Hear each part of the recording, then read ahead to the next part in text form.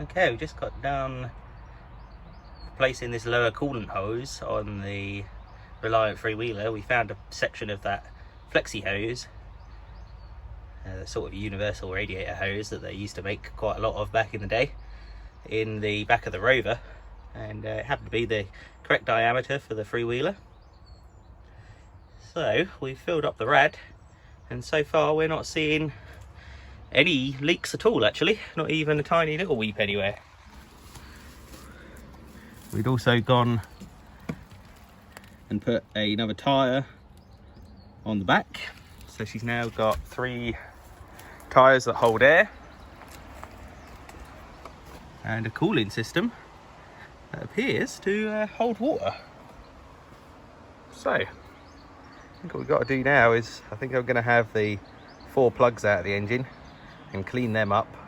I might even put a set of new ones in it, and then we'll see if we can get it to run a little bit better and a little bit longer. Now that it's not sitting on the ground, I'm not so worried about running it for a longer period of time.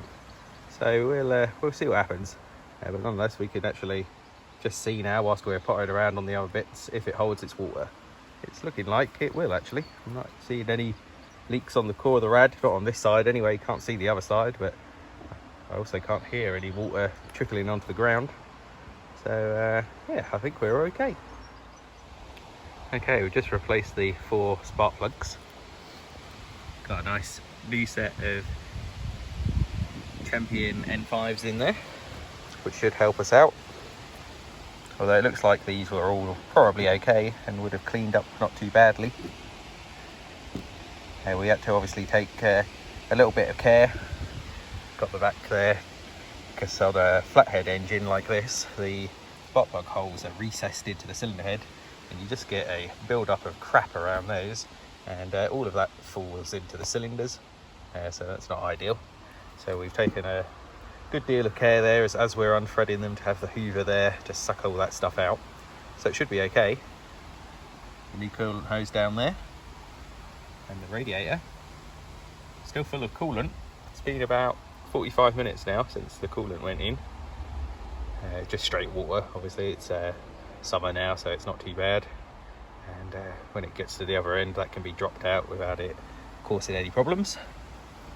So yeah, we're pretty close now. I'm just letting the battery charge for a second, because we were using it last night on the Rover to do a couple of bits, and we've started something else with it today as well. So we're just putting the battery on charge for a little while, and then we're going to come out here, rig the fuel tank up, and see if we can get a longer, more smoother run out of this thing. I already know that the clutch appears to work anyway, so that should be okay. Should be able to read it.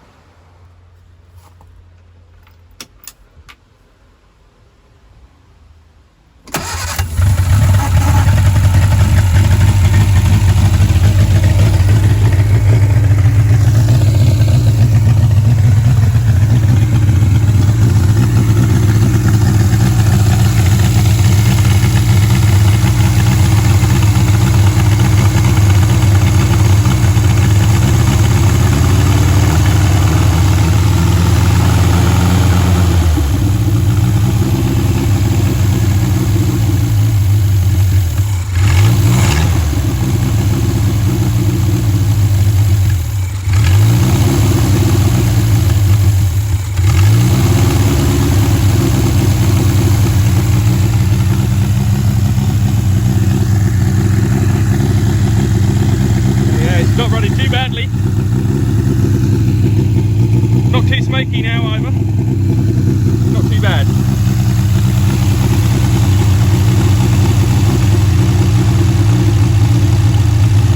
We're doing her off a choke gradually.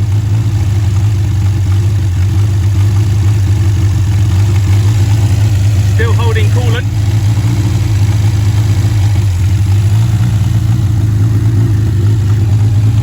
That's got to be the longest run now in about 20 odd years.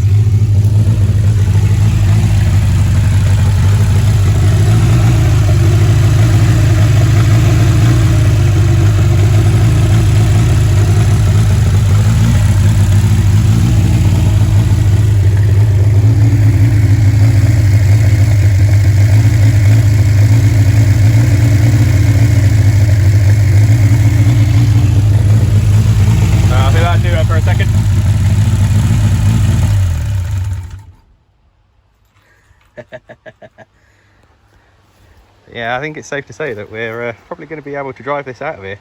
We need a throttle return spring. Looks like we need to increase the idle speed a little bit. But then I think, in all honesty, I think we're going to be able to drive this in about a little bit before it goes. Even the coolant temperature gauge seems to be working. Just come up a little bit. About 40 degrees.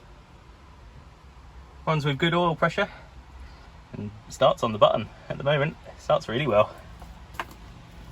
Doesn't appear to be any coolant leaks.